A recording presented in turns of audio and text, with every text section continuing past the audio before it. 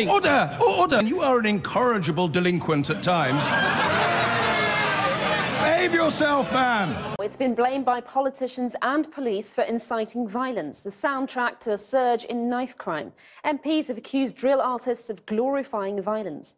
But are parliamentarians in any position to lecture them after a week of distasteful, anonymous briefings about metaphorically knifing Theresa May?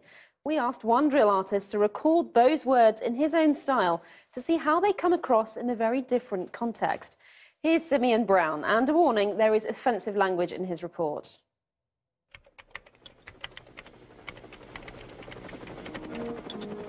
This is the most controversial sound in Britain. It's been called dark and nihilistic. Some of the rappers behind it have even been banned by court order from making it, under the belief that their words can incite serious crime. They ain't really out here trying to risk it, trying to rise that mash and fill it, trying to up-pack them bill it. Drill rappers are one of two controversial groups to be criticised for violent language in Britain. The other, surprisingly, are members of this house. The authorities have linked a wave of violence to an underground form of rap music known as drill music. The genre is infamous for its violent lyrics. And we've tracked down some of Britain's most brutal bars to this in a London estate. Some of the shocking profanity and threats of violence you're about to hear are actual quotes from figures elected to this house. This is political drilling. The day that it becomes, you are hurting us more than you are helping us. I won't knife you in the back, I'll knife you in the front. You hear that? The moment is coming, when the knife gets heated.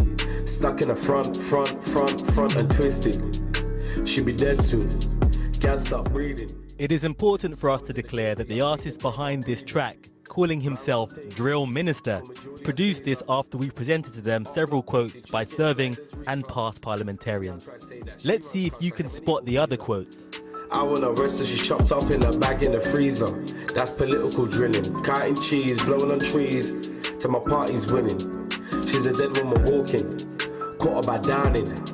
Get on your knees, bitch, she wasn't doing no talking. Considering how violent this genre is considered, how is it that quotes of members of Parliament slip so easily into drill sonics? We wanted to speak to Parliament's community leaders and MPs to understand what needs to change. Well, I think politicians should be held responsible for the language they use and the impact it has on the culture and climate of debate. I think politicians who use violent and misogynistic language should be identified and they should have the whip removed. Fire, and I ain't seen it up in a good while, but it ain't all doom and gloom. When we get to the wood pile, the phone don't stop, so the button don't stop. At a time of rising violence, should we be asking MPs to be more responsible with their words? Or are they just reflecting their communities? MPs should be held responsible and accountable for their views.